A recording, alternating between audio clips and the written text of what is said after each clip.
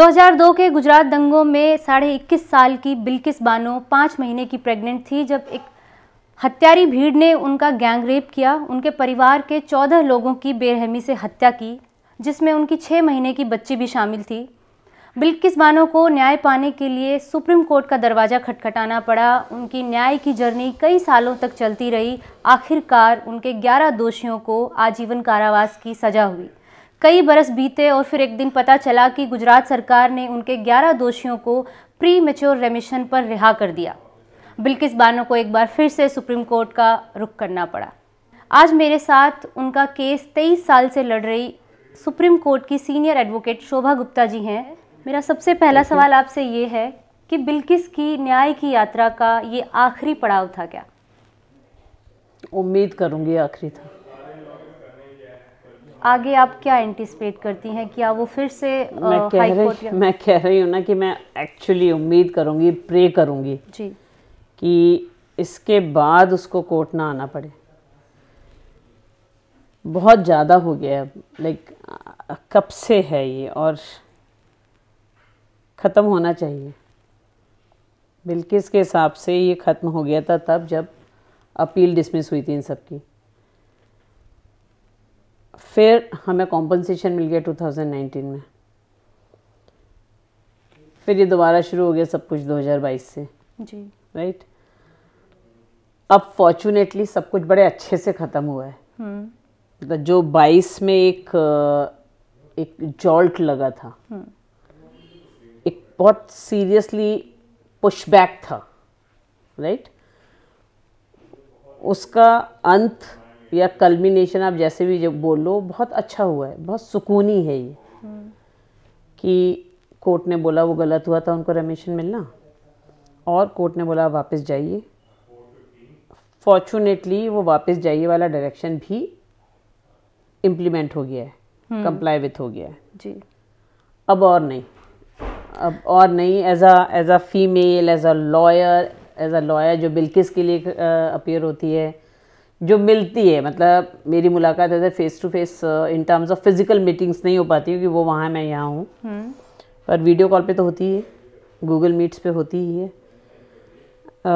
अब और नहीं, मतलब मैं ऑनेस्टली मेरी तरफ से पूरी एक वो होगी कि अब ये यहाँ ख़त्म हो जाए, जो मैं जानती हूँ नहीं है ये, as a matter of fact मैं जानती हूँ ये शायद अभी भी अंत नहीं है। पर मैं चाहूँगी कि ये उसका एक्चुअली उस लड़ाई का अब ये एंड हो। लड़ाई और यात्रा, struggle, call it what ever वे। लेकिन जो 11 जो दोषी हैं वो जेल जाने के 3 हफ्ते भीतर ही, उनमें से एक प्रदीप मोड़िया जो है वो अपने ससुर की मौत का आधार बनाते हुए पैरोल के लिए अप्लाई करता है और उन्हें 5 दिन की पैरोल मिल भी जाती है। तो ये जो बहुत लिबरल पैरोल और फरलो इन 11 दोषियों को मिलती रही है और अभी आगे भी मिलने की संभावना है, वो बिल्किस की लाइफ को कितना प्रभावित करने का वो डर है। इनफैक्ट ये 3 हफ्ते भी नहीं है, आप अगर देखो तो 21 जैन को उन्होंने रात को सरेंडर किया, जितना लास्ट में सरेंडर कर सकते थे। उनको 12 बजे से पहले करना था, उन्होंने पौने 12 के आसपास किया है, 11:42 पर। और मेरे ख्याल से लास्ट वीक वो प्रदीप मोड़िया बाहर था, है ना, तो ये 15 दिन हुए होंगे बमुश्किल, शायद 15 दिन भी नहीं हुए, तो विद इन फोर्टनाइट। ठीक है, यही तो डर है। मतलब पहले भी यही तो डर था कि ये लोग बार बार आ जाते थे।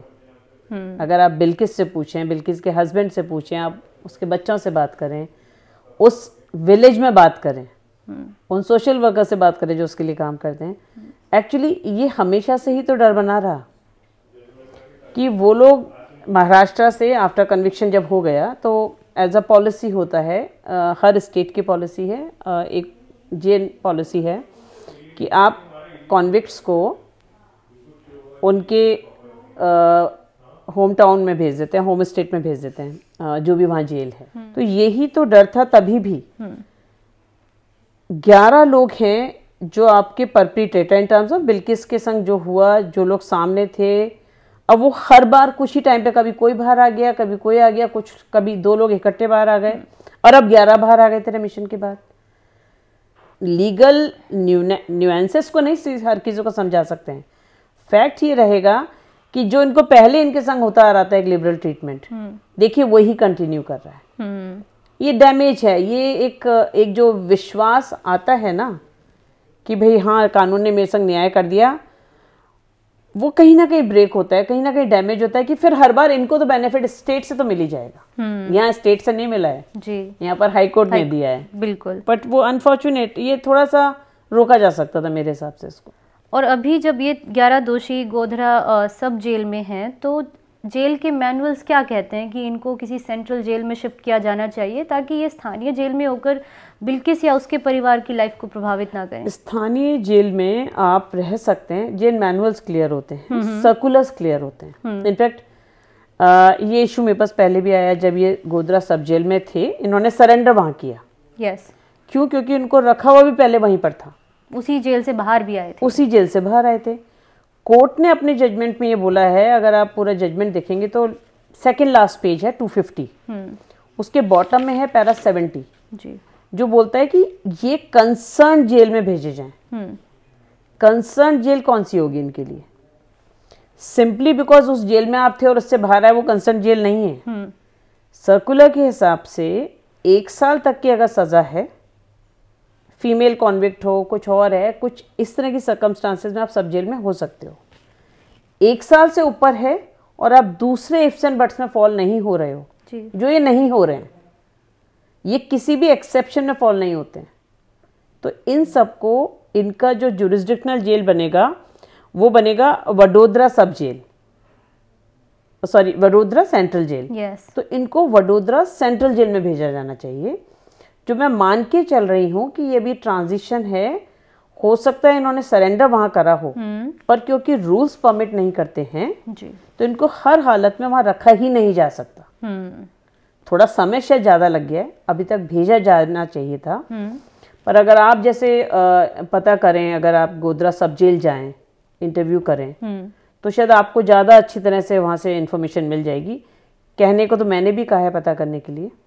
इनफैक्ट आपकी नॉलेज के लिए बताऊँ, एक इनका विटनेस है जिसने रिप्रेजेंटेशन भी दी है कंसर्न SHO को, लोकल पुलिस में और गोधरा सब जेल को, कि इनको यहाँ क्यों रखा हुआ है। ठीक है, कानून के हिसाब से तो इनको सेंट्रल जेल भेजाना चाहिए था, तो अभी तक क्यों रखा हुआ है और इनको कब भेजने वाले हैं उस कंसर्न जेल में, जो जजमेंट के हिसाब से कंसर्न जेल है वो कौन सी है? वडोदरा सेंट्रल जेल जी, जाना वहाँ चाहिए, वहाँ जाना चाहिए। जब इस रेमिशन की रिव्यू पिटीशन की बहसें जारी थी सुप्रीम कोर्ट में, तो भारत के एक बहुत बड़े तबके को ये उम्मीद नहीं थी कि बिल्किस को आज 2024 में आकर न्याय मिल जाएगा। लेकिन क्या आपको या बिल्किस को इस दौरान कभी भी लगा कि ये पॉसिबल है या नहीं? आपका विश्वास कभी भी डगमगाया? पर्सनली मेरा पूछेंगे तो मैं गारंटेड थी ये करेक्ट होगा जी। मतलब मेरा इतना स्ट्रॉन्ग बिलीफ इसलिए नहीं कि हम जो एक बड़े क्लीशे लाइन बोलते हैं कि मेरा कानून व्यवस्था में बहुत स्ट्रॉन्ग फेथ है, विश्वास है, इसलिए नहीं, वो तो है ही, वो तो दैट गोज विदाउट सेइंग कि हमारा सबका विश्वास कानून व्यवस्था में बहुत स्ट्रॉन्ग है। बट उसमें पेपर्स पढ़ोगे आपको देखिए, कुछ भी ना पढ़िए, आप मान के चलिए कि आपने एक कागज़ पे हाथ नहीं लगाया, पर ये तो मुझे पता ही था ना कि इन लोगों ने 14 लोगों की जान ली है। yes. 3 औरतों का गैंगरेप किया है जी। एक उसमें से प्रेग्नेंट लेडी थी, 2 उसमें से इन्होंने गैंगरेप करके जान से मार दिए हैं, कि इन्होंने 8 माइनर्स को मारा है, कि वो ब्रूटल मर्डर है इन्होंने जो करे हैं, वो ऐसे नहीं सिंपल गनशॉट भी होते तो भी। आप मान लीजिए ये 14 मर्डर, ये तो कम्युनल हेटेड था ना। yes. आप ऐसे, हम लोग एक एक्सट्रीम एग्जाम्पल दूसरा ले लेते हैं, 14 को मेंटेन रखते हैं कि 14 मर्डर हैं, पर वो गनशॉट है और एनिमोसिटी है, कोई लैंड का डिस्प्यूट चल रहा है, तो भी उनको नहीं मिलता रेमिशन। और ये तो फिर भी सबसे ही, तो वहां तो मैंने बहुत सिंप्लीफाई कर दिया ना कि वहां पर आपके पास एनिमोसिटी भी है, आपने गनशॉट से मारा है, आपने कोई ब्रुटैलिटी, बारबरिज्म कुछ शो नहीं किया। यहाँ पर तो इन्होंने हैवानियत की हदें पार करी। कोई आप एक इंसानी तौर पे सोच नहीं सकते हो कि भाई कोई ऐसा क्राइम कर देगा किसी के साथ, वो सब इन्होंने करा। आपने बच्चों को नहीं बख्शा, आपने एक दिन की बच्चे को नहीं बख्शा, आपने एक दिन की जो माँ बनी थी उसको नहीं बख्शा, आपने प्रेग्नेंट वुमन को नहीं बख्शा, किसको बख्शा आपने? तो कैसे, मतलब मैं जब कह रही हूँ उन 14 मर्डर वालों को नहीं मिल सकता जिन्होंने सिंपली गन शॉट किया था, कोर्ट सिंपल बोलती है ना, आपने 14 लोगों की जान ली है, मास मर्डर है। तो यहाँ तो मास मर्डर है, रेप है, गैंग रेप है, माइनर की किलिंग है, कम्युनल हेटर्ड है, बार्बरिज्म है, इन सब का क्या जस्टिफिकेशन हो सकता था? कोई दे ही नहीं सकता था रेमिशन।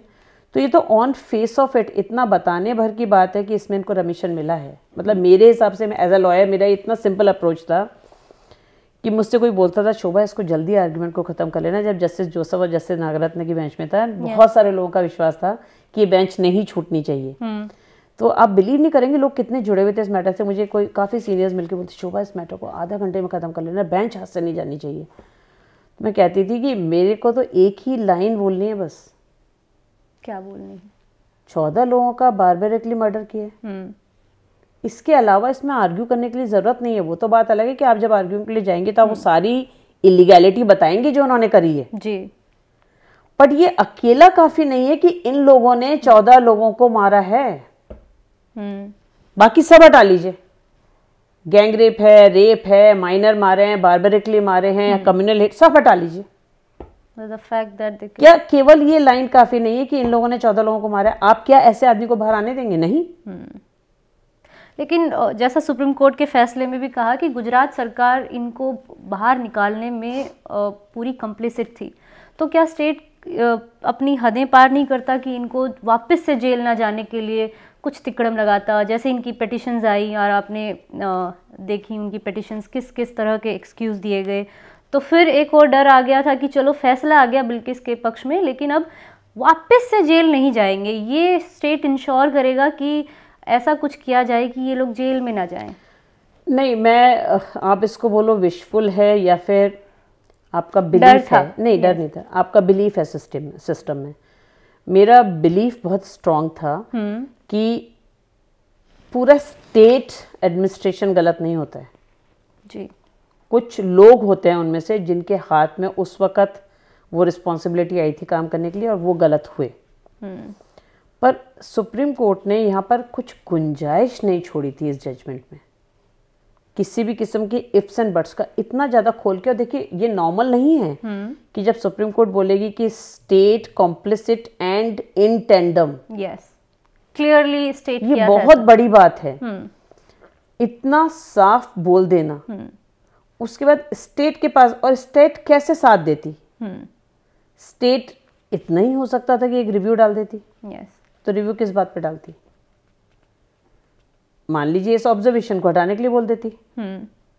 तो वो जो लीगल एस्पेक्ट्स हैं कि भाई आपने फैक्टर्स कंसीडर नहीं करे, या फिर आपके पास तो आप तो एप्रोप्रिएट अथॉरिटी ही नहीं हो ग्रांट करने के लिए रेमिशन, तो बेसिकली तो स्टेट ऑफ गुजरात से तो उन्होंने सब कुछ हटा लिया कोर्ट ने।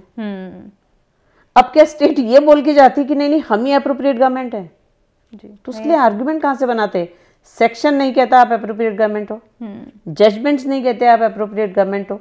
इस जजमेंट ने बहुत खोल के समझाते हैं कि देखिए अभी सेक्शन बड़ा साफ कहता है एप्रोप्रिएट गवर्नमेंट वो गवर्नमेंट होगी जहां पर कन्विक्शन हुआ।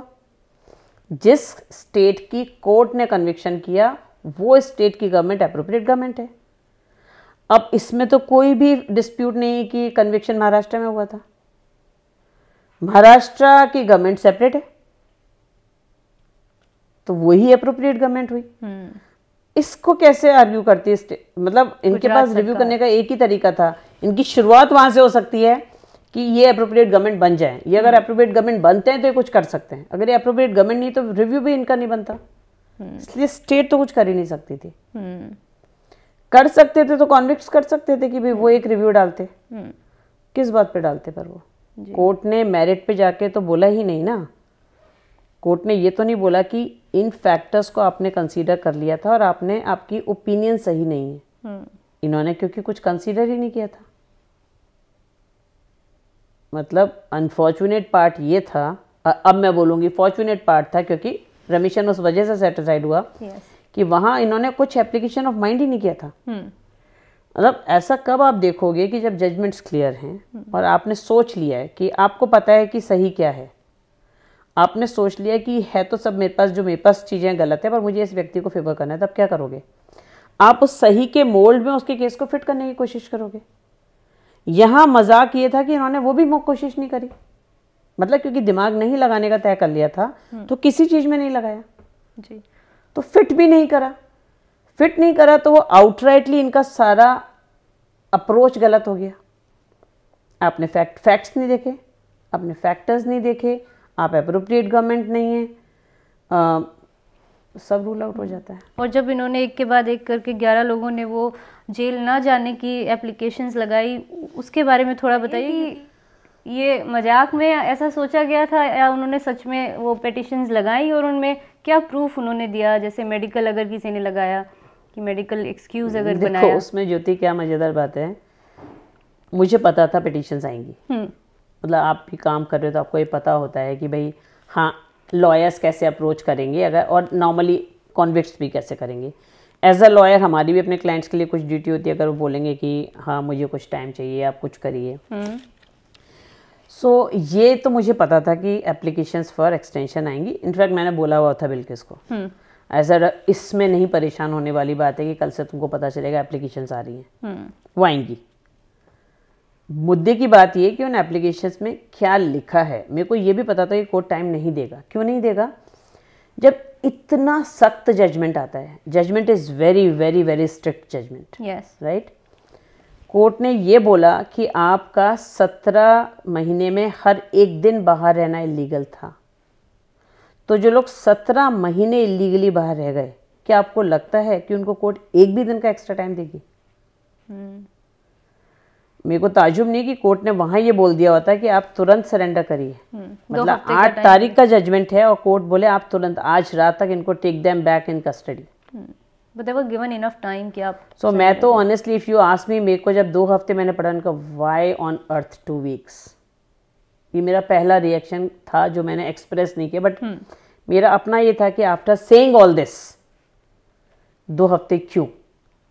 पर उस दिन कोर्ट ने जब उनकी एप्लीकेशंस रिजेक्ट कर रही थी, का भी यही सवाल था कि 2 हफ्ते क्यों उन्होंने पूछा। मतलब घबराहट हुई। वो बोलती कम है पर उसको घबराहट इस बात से हुई कि अरे अभी 2 हफ्ते और वेट करना पड़ेगा। मतलब वो उसके लिए लाइफ एंड डेथ वाला पीरियड हो जाता है। फिर एक दिन लाइफ एंड डेथ है कि अगर वो बाहर रहे तो, क्योंकि बच्चे हैं उसके पास। देखो उसकी जान के संग तो वो सब हो चुका जो कोई कर सकता था, जो सोच नहीं सकता कोई उसके साथ हो, अनइमेजिनेबल। उसके बाद तो वो जिंदा है तो उसका हर एक दिन हर एक सेकंड बोनस है। पर अब उसके पास उसके बच्चे हैं तो आप देखिए उसका कंसर्न होगा ना उनके लिए। बिल्कुल बिल्कुल। तो वो तो उसकी चिंता होती है। मुझे पता है कि दे वर वेरी लाइक बहुत कंसर्न थे कि जब 2 हफ्ते का था कि हमने बताया कि भाई अभी 2 हफ्ते का टाइम दिया है कि अच्छा 2 हफ्ते और अभी, और इसीलिए वो लोग हाइडिंग पे चले गए इमीडिएटली किसी को उनके घर बंद। एग्जैक्टली पूरा फैमिली। कमाल की बात ये है और कोर्ट ने जब बोला, जब उनकी एप्लीकेशन डिसमिस करी, कोर्ट ने कहा हम आपको 2 हफ्ते दे चुके थे आपके सारे अफेयर मैनेज करने के लिए। पर मज़ेदार बात ये थी कि मुझे लगता है अब उनके लॉयर्स ने भी ये सोच लिया था कि देखो अब नहीं खेलना है, अब कानून के संग और नहीं खेलना। तो उन्होंने उनकी एप्लीकेशन ही बहुत वीक बनाई थी। मतलब बनानी ही वीक थी या उनके पास ग्राउंड्स नहीं थे, पोल्स छोड़े उन्होंने। ऐसी एप्लीकेशंस कहाँ होती हैं कि जो व्यक्ति क्राइम के टाइम पर भी उसका लेग ऑपरेटेड था, जिसको रेफर ही लंगड़ा करा गया था एविडेंस में, वो 2024 में बोल रहा मेरा लेग ऑपरेट अपन हुआ है। यानी कि 20 साल पुरानी इंजरी 2002 में से पहले वो अभी भी उसी का एक्सक्यूज बना रहा था। और उसमें आप डेट नहीं मेंशन कर रहे हो, किसी ने भी कोई मेडिकल रिकॉर्ड, कोई मेडिकल एविडेंस नहीं लगाई। ये बोले कि मेरा ये है। जेल में अच्छे खासे हॉस्पिटल्स होते हैं, डॉक्टर्स होते हैं, सारे ट्रीटमेंट होते हैं। हमने कितने सीरियस केसेस में कितने एजेड प्रिजनर्स के लिए देखा है जब कोर्ट ने कहा नथिंग डूइंग, आप अंदर इलाज करवाइए, अंदर इलाज अवेलेबल नहीं होगा तो हम बाहर करवाएंगे। फिर ऐसे एक्सक्यूजेस कि फसल कटने वाली है, भाई खेत थोड़ी अंदर जा रहा था, फसल कटने वाली है। किसी ने कहा हम फाइनेंशियली वीक हैं और हमको फाइनेंशियल अरेंजमेंट करना है तो भी 2 हफ्ते में क्या आप ये 1 हफ्ते का टाइम मांग के कैसे कर लोगे, या 4 हफ्ते में क्या कर लोगे, जबकि उन सबके पास अच्छे मकान खड़े हुए। तो वो अपने आप में कुछ भी नहीं था, वो कहने को पिटिशंस थी। मतलब वो ऐसा था कि डालनी है तो डालनी है, चलो एक ट्राई कर लेते हैं, यू नेवर नो, कोर्ट 1 हफ्ते का तो टाइम दे देगी, लास्ट ट्राई वो ऐसा। हाँ, मतलब मुझे लगता है वो उनकी तरफ से भी बहुत ही वीक अटेम्प्ट थी। जब आप पहली बार बिल्किस से मिली होंगी 2002 या 2003 में, और आज बिल्किस ने इतनी लंबी दूरी तय कर ली है, उनमें उनकी जर्नी में आपने क्या बदलाव देखे? बिल्किस कैसे बदली? या फिर जैसे आपने कहा कि वो हिम्मत का पर्यायवाची हैं, वो अगर हिम्मत को कोई शक्ल देनी है तो वो बिल्किस है। So how far she has come? She has come that far because she is the person she is. Yes. Right? तो वो, जैसा मैं हमेशा बोलती हूँ कि अगर आपको हिम्मत का जीता जागता रूप देखना है तो वो बिल्किस है। अगर हिम्मत को आपको एक जीवंत रूप देना है, बोलना है, तो वो बिल्किस है। हिम्मत का पर्यायवाची बिल्किस है। मैं बोलती हूँ बिल्किस हिम्मत पर्सोनिफाइड है, ये मैं हमेशा बोलती हूँ। बिल्किस क्योंकि वो हिम्मत रखती थी इसलिए वो यहाँ तक आई। मैं बोलती हूँ हमेशा कि उस सबको सफ़र करने के बाद ज़िंदा रहना, कोई ज़िंदा रह ही नहीं सकता अगर बेइंतहा हिम्मत ही नहीं होता तो। और उसके पास वो हिम्मत होगी तब जो हम समझ नहीं सकते हैं, वो समझ के परे है वो हिम्मत होना कि आप वो सब सहकर ज़िंदा रह जाओ। आप सबको, अपने पूरी फैमिली को खो के ज़िंदा रह जाओ। आप उस रिलीफ कैंप में आके और देखते हो कि हर बंदा तबाह हुआ है, तो आप ज़िंदा रह जाओ। आपको सिस्टम से कोई सपोर्ट नहीं मिल रहा, ऑन द कॉन्ट्रेरी वो सिस्टम जो लॉ एंड ऑर्डर के लिए खड़ा होना चाहिए था, जो आपके लिए जस्टिस दिलाने के लिए खड़ा होना चाहिए था, वो सब कुछ उलट पुलट कर रहा है आपके अगेंस्ट, तो भी आप जिंदा रह जाओ। तो वो उसके पास हिम्मत बियॉन्ड वर्ड्स हमेशा से थी। बोलती वो कभी नहीं है। She is a woman of few words, as you say. और नो वर्ड्स। Okay. वो बोलती है ही नहीं, उसकी आंखों से काम चलता है, कम बोलती है, बहुत कम। मतलब मैं फ्यू वर्ड्स, मैं नो वर्ड्स इसलिए बोल रही हूँ कि कुछ तो बोलना ही पड़ेगा। Yes. आप अगर बोलोगे केस करना है, आगे तो बढ़ना है, लड़ना है, तो ये तो आपने बोला ही है, पर वो एट लेंथ नहीं चलता कॉन्वर्सेशन, उसका कन्विक्शन बहुत क्लियर है। बदलाव कुछ भी नहीं है, बदलाव कुछ भी नहीं है। बदलाव शायद होता अगर उसको ट्रीट डिफरेंटली किया जाता सिस्टम के थ्रू। जो अब है, देखो तब है आप सब तरह से शैटर्ड हो 2003 में। आपको पता ही नहीं है, आप केवल और केवल एक स्याह रात है तब 2003 में। तो वो तो खैर बिल्कुल डिफरेंट बिल्किस थी, पर वो हिम्मत तो थी जी। अब जब हम लोग जब 19 का हमको जब कन्विक्शंस 17 में जब सारे के सारे इनके अपील्स डिसमिस हो गई थी और बिल्किस ने तब एक प्रेस कॉन्फ्रेंस करी थी, वो फॉर श्योर एक वो मोमेंट था कि चलो अब सब खत्म हुआ। हाँ। वो सर्टेनली एक मोमेंट था, और इसीलिए एक वजह थी कि बिल्किस ने तब इनका डेथ LI के कन्विक्शन को चैलेंज नहीं किया था। बिकॉज उसने कहा कि मुझे सुकून चाहिए, इनको इनके करे की सज़ा मिल गई, कानूनन इस बात को रिकॉग्नाइज हो गया कि मेरे संग गलत हुआ था और गलत करने वालों को उन्होंने सज़ा दी जी। चाहे डेथ पेनल्टी नहीं दी, मैं किसी की लाइफ के पीछे नहीं हूँ कि भी उसको डेथ पेनल्टी ही मिलनी चाहिए। मैं अब जीना चाहती हूँ, जो है जैसा है। इनको कन्विक्शन हो गया, लास्ट कोर्ट तक से जाके वो कन्विक्शन अपहेल्ड हो गया, अब ठीक है। मुझे पता है, मुझे बहुत वकीलों ने बोला था कि शोभा ज़रूर चैलेंज करो। हमने कहा हम साथ दे सकते हैं, हम स्टेप आगे तो नहीं ले सकते, स्टेप तो उसी को लेना है और अगर वो शांति डिसीजन उसको लेना है। अगर वो कहती है कि मुझे नहीं करना, मेरे को शांति चाहिए, तो हम साथ देंगे उसका, उसमें भी। अगर तब हमने चैलेंज कर लिया था तो ये रमिशन वगैरह नहीं होता सीन में। दूसरा, अब जब जिस दिन 8 जनवरी वाला जजमेंट आया था, उस वक़्त एक वो उसने मुझे वीडियो कॉल किया और बहुत रोई उस दिन, बहुत रोई। और मेरी मदर से बात करी, उनके सामने बहुत रोई, उसका हस्बैंड रोया। मैं भी इंसान हूँ तो मैं भी इमोशनल तो हो ही जाऊँगी। पर वो सुकून के आंसू थे शायद कि वो जो इतना गलत हुआ था, तो कोर्ट ने मुझे अकेला नहीं छोड़ा, या इस सब के बावजूद जो आज की करंट सिनेरियो है तो भी मुझे न्याय तो मिल गया, है ना। तो उस विश्वास की जीत हो गई, और सुप्रीम कोर्ट ने उसको कभी नहीं एक्चुअली निराश किया। आप ये कई बार बता चुकी हैं। जब वो आई है उसको सुप्रीम कोर्ट ने पूरे हाथों से साथ दिया है।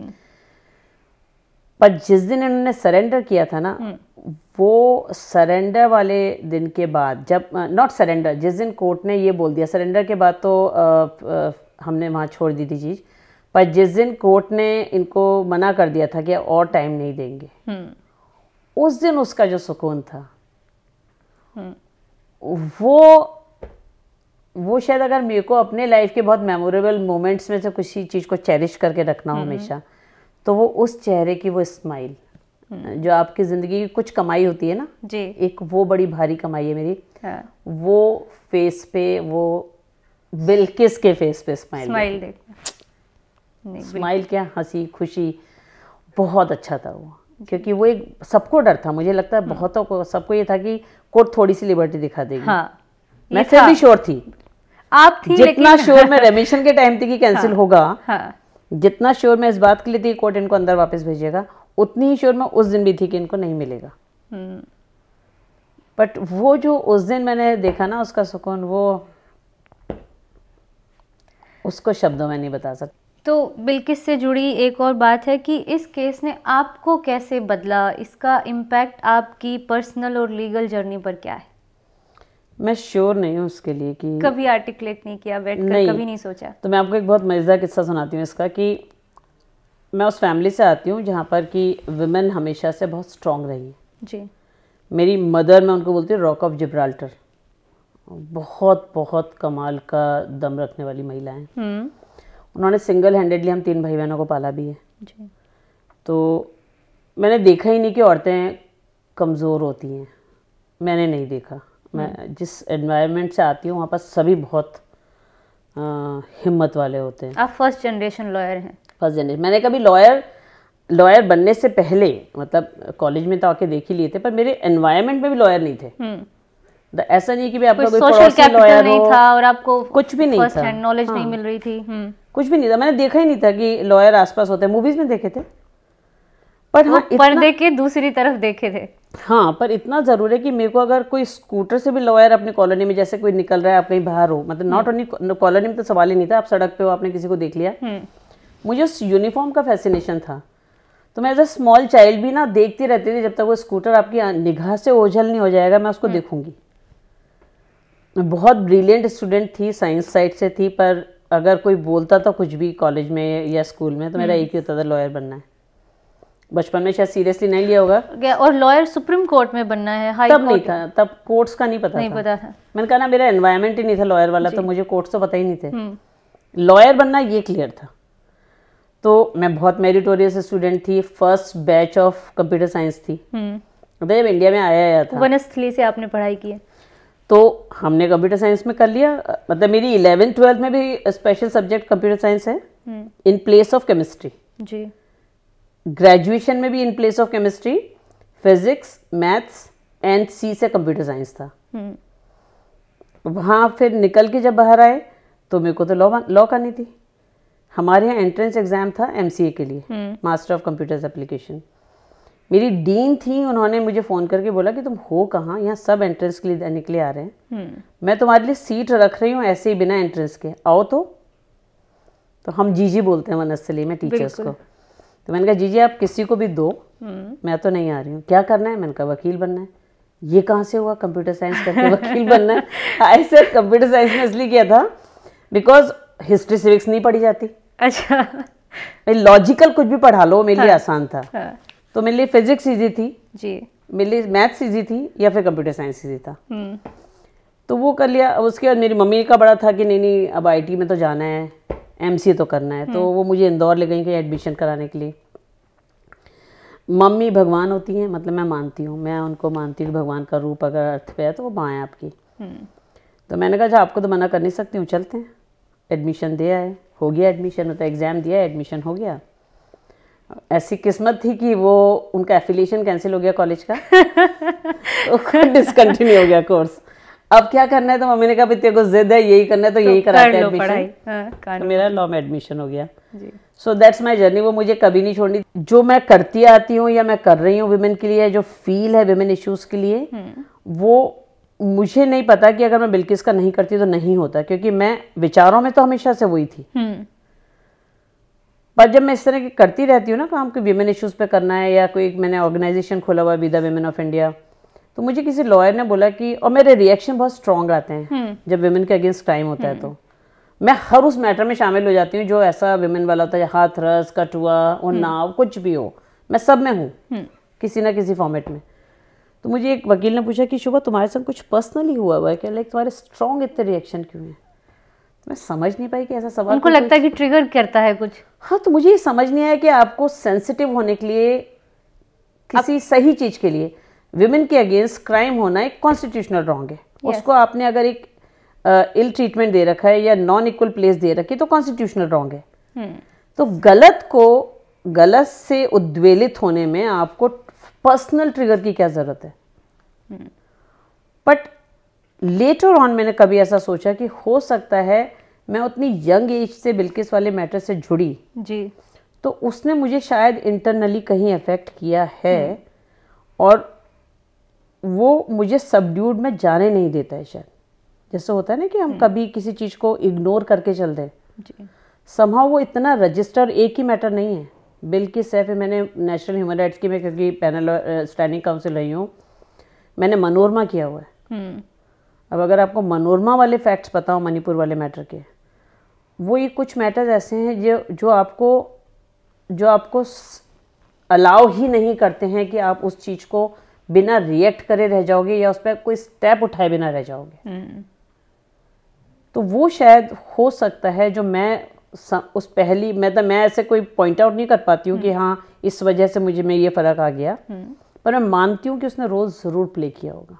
जी, और आपके और बिल्किस के इस केस से जो यंग लॉयर्स हैं उनके लिए क्या टेक अवेज हैं? जो 2 दशक की जर्नी है, आप क्या वो इससे क्या मैसेज ले सकते हैं, अगर आप उनके लिए कोई मैसेज देना चाहें? मतलब मेरी जर्नी तो कुछ खास नहीं है, क्योंकि मैं तो अपना काम कर रही हूँ जी, है ना। वो एक अलग बात है कि एक केस में मैं कॉन्स्टेंटली जुड़ी हुई हूँ, तो दैट हम लोग बहुत केसेस से जुड़े रहते हैं और हम गिव अप तो कर ही नहीं सकते ना बीच में। तो अब बिल्किस का जब मैटर यहाँ सुप्रीम कोर्ट आएगा, और अगर उसने मुझे चूज़ कर रखा है एज अ लॉयर और उसने चेंज करने का माइंड नहीं बनाया है, तो मेरे पास तो कोई वजह नहीं बनती कि मैं कह दूं कि अच्छा मैं अब तुम्हारा नहीं करना चाहती हूँ। वो तो मुझे नहीं समझ में आता कि मैं कर सकती थी क्या कभी। हाँ, पर जो उस साइड हो, मतलब जिन्होंने सफ़र किया हो, विक्टिम हो जो क्राइम अगेंस्ट विमेन के, उनके लिए ज़रूर एक टेक अवे है कि गिव अप मत करो। आप फाइट करोगे तभी तो आप जीतोगे। देखिए, जीतने के लिए ज़रूरी है, जैसा बोलते हैं ना हमें कहीं पहुंचना है, तो पहुंचने के लिए चलना तो ज़रूरी है ना। आप फाइट स्टार्ट नहीं करोगे, परस्यू नहीं करोगे, तो उसके एंड तक कैसे आओगे? आज बिल्किस की आप तारीफ इसलिए कर रहे हो क्योंकि उसने पहली बात है फाइट करना शुरू किया जी, गिव अप भी नहीं किया, और गिव अप नहीं किया। गिव अप बिल्किस ने उन सर्कमस्टांसेस में नहीं किया जिन सर्कमस्टांसेस में जिंदा रहना मुश्किल था। Not only incident, later on पूरे सफर में जी, पर गिव अप नहीं किया। तो बहुत ज़रूरी है कि लड़ाई जीतने के लिए लड़ाई शुरू करना ज़रूरी है, उसको तय करना, सफ़र तय करना ज़रूरी है जी। वो लॉयर्स पे भी अप्लाई कर जाएगा। अगर आप यंग लॉयर्स की बात करो तो उन पर भी अप्लाई कर जाएगा कि आप जो आपको लगता है सही है या आपके क्लाइंट को लगता है कि ये सही है, उसको परस्यू तो करो। कई बार आपका सही और क्लाइंट का सही सेम होता है, परस्यू तो करो उसको लेके तो जाओ और हाथ मत छोड़ दो बीच में। मतलब ये बहुत ज़रूरी है कि हाथ मत छोड़ दो। कि कई बार क्या होता है, मेरे को मैं नाम नहीं ले सकती हूँ अनफॉर्चुनेटली उस केस का, बट आई नो आपको ये लग सकता है कि मैं ही तो बेस्ट एडवोकेट नहीं हूँ, कोई और कर लेगा। पर कई बार होता है कि उस पहले लॉयर ने जिसने वो काम शुरू किया था, अगर वो बीच में छोड़ देता है, एक्चुअली मैटर में न्याय छूट जाता है। तो वो नहीं छोड़ना चाहिए। अगर आपने हाथ पकड़ा है तो फिर दम दिखाइए। ये मेरा आखिरी सवाल है कि जैसा सिर्फ मैं नहीं कहती, बहुत सारे लोग कहते हैं कि India is at war with its women, और ये कहने के पीछे कई सारे केसेस हाल ही में हुए। मणिपुर में महिलाओं के खिलाफ यौन हिंसा हुई, या फिर हमारी ओलंपिक विनर्स जो खिलाड़ी हैं उनको जंतर मंतर पर सेक्सुअल हैरेसमेंट के केस में घसीटा गया, उन्हें न्याय नहीं दिया गया, या फिर हाथरस जैसा केस हुआ। तो बिल्किस का जो केस है ये आइसोलेटेड केस रह जाएगा, या महिलाओं के आंदोलन में ये एक नई ऊर्जा और नई दिशा प्रदान करेगा? कहने का तरीका बदल लेती हूँ, है ना। तो war against its own women को अगर मैं ऐसा कहूँ कि साथ नहीं दे पाती हैं। देखिए, स्टेट वो पहला फंक्शनैलिटी होना चाहिए, सिस्टम होना चाहिए जो उस विक्टिम के साथ आके खड़ा हो जाए। आपका क्या है क्रिमिनल प्रोसीजर में कि क्राइम अगेंस्ट सोसाइटी होते हैं ये सारे क्राइम, और स्टेट उसका प्रोसिक्यूशन करता है। मान लीजिए ए के साथ हुआ तो ए वर्सेस बी तो नहीं होता है, स्टेट वर्सेस बी होता है। yes. तो स्टेट को उसकी जगह खड़ा होना होता है, विक्टिम की जगह। हमारे यहाँ पर अनफॉर्चुनेटली ये हो रहा है कि हम फेल हो रहे हैं। जिन केस जो आप रेफर कर रहे हो, मणिपुर वाला या जो बिल्किस के साथ हुआ, वहाँ तो स्टेट ही साथ नहीं दे पाई। तो अगर वॉर पे नहीं है तो कम से कम साथ भी तो नहीं दे पाए जी। और साथ देने में चूकना बहुत बड़ी चूक है ना। और क्या ये बहुत सीरियस कॉन्स्टिट्यूशनल फेल्योर नहीं है? आप लोगों को आवाज़ उठानी चाहिए कि जब महिला के मुद्दे पे लोग बात करते हैं तो उसको एक दोयम दर्जे की फाइट ना समझी जाए। अच्छा, ये तो महिलाओं के लिए काम करती हैं। भाई, आपका संविधान कहता है कि बराबरी का हक है, आपका संविधान कहता है कि इनको आपको इक्वल दर्जा देना है, आपको इक्वल प्रोटेक्शन देना है। अगर वहाँ फेल हो रहे हैं, उनके संग कहीं भी गलती हो रही है, चाहे व्यवहार में, चाहे बराबरी का दर्जा देने में या अपराध के नाते, तो साथ दीजिए ना उनका। उस हर महिला को ये कॉन्फिडेंस होना चाहिए कि मेरे संग ये हो गया, भगवान ना करे कि संग हो, पर हो जाए तो थाने में जाने की देर है। होना तो ये चाहिए। आप बिलीव नहीं करोगे, पूरा सिस्टम खड़ा हो जाता है उन एक्यूज के लिए, जहां पर पूरा सिस्टम उस तरफ खड़ा है। और ये कैसे होता है? मतलब जिस सिस्टम को यहाँ खड़ा होना चाहिए था, सडनली वहां खड़ा दिखता है। वही बिल्किस का केस इसका सबसे बड़ा एग्जाम्पल। वो तो बिल्किस का केस तो वर्ड्स बियॉन्ड इसलिए है क्योंकि बिल्किस के केस में सिस्टम वहाँ खड़ा नहीं था। सिस्टम ने फिर सब कुछ उल्टा कर दिया, हाथ मिलाए हुए थे उस। हाँ, कि आपने एफआईआर को, कंप्लेंट के कंटेंट्स को बदल दिया, कि आपने नाम नहीं मेंशन किया, कि वहां पर बहुत बड़ा रोल प्ले किया कि उस वक्त एविडेंस डिस्ट्रॉय कर दी सारी। पोस्टमार्टम डॉक्टर्स ने सही नहीं किया। तो वहां तो वर्ड्स बियॉन्ड है, मतलब वो सिस्टम ने वहां तो कुछ अलग ही लेवल पे कर दिया। तभी कोर्ट ने बोला कि complicit and tandem. High court ने जब इनका कन्विक्शन के जजमेंट को अपहेल्ड किया था तो हाई कोर्ट ने बोला investigation has played a role of a villain. These were the words of High Court. High court judgement का पार्ट है। हाई कोर्ट ने बोला ये कहना काफी नहीं होगा कि फेल्योर थी, ये फेल्योर नहीं थी केवल, या डेलिब्रेट अटेम्प्ट थी to misdirect the investigation to completely destroy the evidence. बदलनी जरूरी है। कब तक इस रिस्क में जिएंगे कि बच्ची बाहर गई, टाइमली नहीं आई है तो कुछ हो गया होगा? कब तक जिएंगे? कब तक सोसाइटी को ऐसी सोसाइटी मंजूर है? बदलना तो होगा, बदलना चाहिए ASAP। Thank you so much हमसे बात करने के लिए। Thank you so much.